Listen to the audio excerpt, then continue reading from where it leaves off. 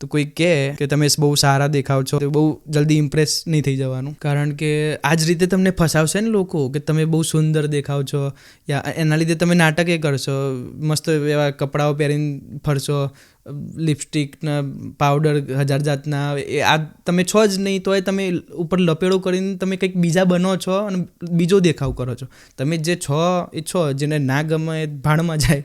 છોકરીને કોઈ કહે કે ભાઈ તમે બહુ સુંદર દેખાવ છો તો છોકરી જલ્દી ખુશ થઈ જાય.